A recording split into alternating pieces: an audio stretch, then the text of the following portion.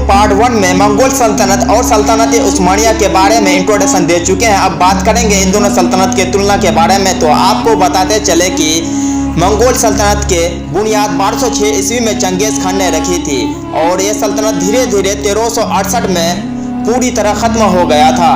यानी ये सल्तनत इस दुनिया में लगभग 162 साल ही राज कर सका था। मगर दूसरी तरफ सल्तनत उस्मानिया के बारे में बात करें तो अर्तुगरुल गाजी के बेटे उस्मान गाजी ने इस सल्तनत की बुनियाद 1299 में रखी थी और ये सल्तनत 1922 तक चली थी और ये सल्तनत हमारी दुनिया में 623 साल तक हुकूमत की थी। अगर वक्त के हिसाब से देखा जाए तो मंगोल सल्तनत से कई ज़्यादा है। मगर बात करें तो इस सल्तनत के पहले हुक्मरानों के बारे में तो आपको बताते चले कि मंगोल सल्तनत का पहला हुक्मरान चंगेज खान था, जिसकी पैदाइश सन 1162 ईस्वी में हुई थी। चंगेज खान मंगोल सल्तनत की गद्दी पर 1206 से लेकर के 1227 तक बैठा था। यह लगभग 21 वर्ष हुकूमत की थी।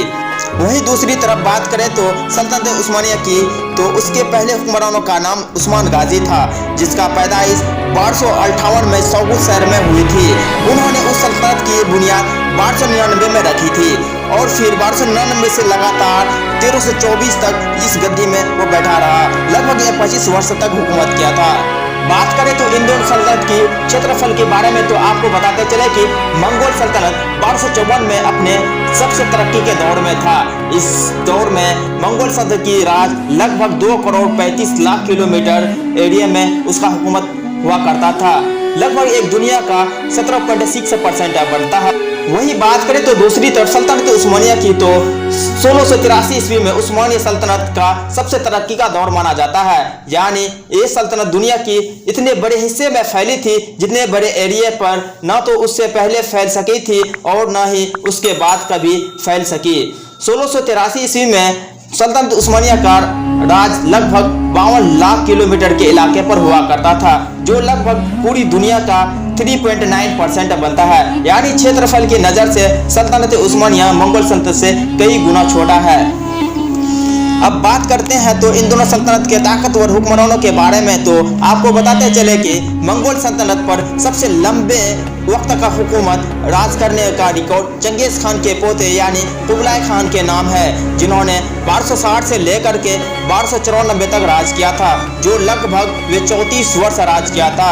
वहीं दूसरी तरफ सल्तनत उस्मानिया पर सबसे लंबे वक्त तक राज करने का रिकॉर्ड सुलेमान आजम के पास है, जिनको सुलेमान द मैग्निफिसेंट के नाम से भी जाना जाता है। सुलेमान द मैग्निफिसेंट ने सल्तनत उस्मानिया की गद्दी पर लगभग 45 साल राज किया था और वह इनके दौर पर सल्तनत उस्मानिया का गोल्डन एज माना जाता है, क्योंकि उन्होंने सल्तनत उस्मानिया को दुनिया की सुपर पावर बना दिया था। बात करें तो अगर इनके डिफेंस के बारे में तो आपको बताते चले कि मंगोल सल्तनत का सबसे बड़ा ताकत उसका घोड़सवारी फौज माना जाता था, जबकि सल्तनत उस्मानिया की सबसे बड़ी ताकत उनकी वह खास फौज थी जिसको जैनिसरीज के नाम से जाना जाता था, क्योंकि यह जैनिसरीज जंगों में बहुत से अहम रोल निभाता था और कोई भी बड़ी बड़ी जंगें और खतरनाक जंग को जीतकर वापस आ जाते थे।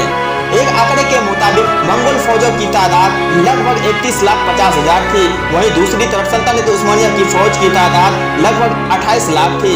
बात करें अगर इन दोनों सल्तनत के परफॉर्मेंस के बारे में तो आपको बताते चले कि मंगोल सल्तनत ने पूरी जिंदगी में जितनी जंग लड़ी थी उन सारी जंगों में 59% जीत मिली थी, जबकि 33% उसको हार के सामना करना पड़ा था और बाकी बची हुई जंग में न उसका न हार हुआ और न जीत हुआ।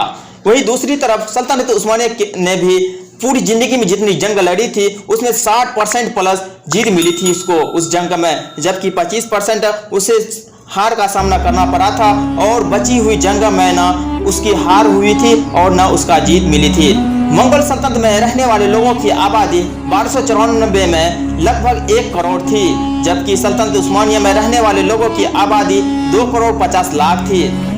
बात करें अगर धर्म के बारे में तो मंगोल सल्तनत में 35% बुद्ध धर्म के मानने वाले लोग थे और 35% इस्लाम धर्म के मानने वाले लोग थे और 30% अन्य धर्म को मानने वाले लोग थे। वहीं दूसरी तरफ सल्तनत उस्मानिया में 81% इस्लाम धर्म को मानने वाले लोग थे और 7% ऑर्थोडॉक्स और 12% औदर धर्म के मानने वाले लोग माने रहते थे।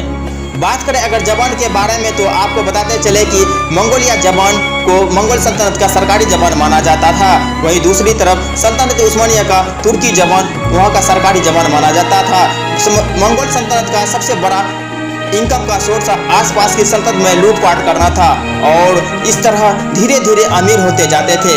इसके अलावा सिल्क रोड से होने वाले तिजारत की उसकी जीडीपी में भी अहम रोल निभाता है। अगर बात करें तो सल्तनत उस्मानिया के जीडीपी के बारे में तो आपको बताते चले कि उसकी जीडीपी का सबसे बड़ा सोर्स बिजनेस था। सल्तनत उस्मानिया का आसपास के सल्तनत से बड़े बड़े बिजनेस किया करते थे। दोस्तों आपके नॉलेज के लिए बताते चले कि जहां एक तरफ मंगोल सल्तनत पूरी दुनिया के इतिहास में दूसरी सल्तनत मानी जाती थी, वहीं दूसरी तरफ सल्तनत उस्मानिया की गिनती दुनिया की टॉप 20 देशों में की जाती थी। मगर उसके बावजूद भी सल्तनत उस्मानिया मंगोल सल्तनत से कई ज़्यादा ताकतवर माना जाता था। फिलहाल दोस्तों आज के वीडियो यहीं पर खत्म करते हैं। अगर वीडियो अच्छा लगे तो मेरे चैनल सालिद फैक्ट क्यों को सब्सक्राइब करें और वीडियो को शेयर करें और वीडियो को लाइक करना ना भूलें। मिलते हैं नेक्स्ट वीडियो में।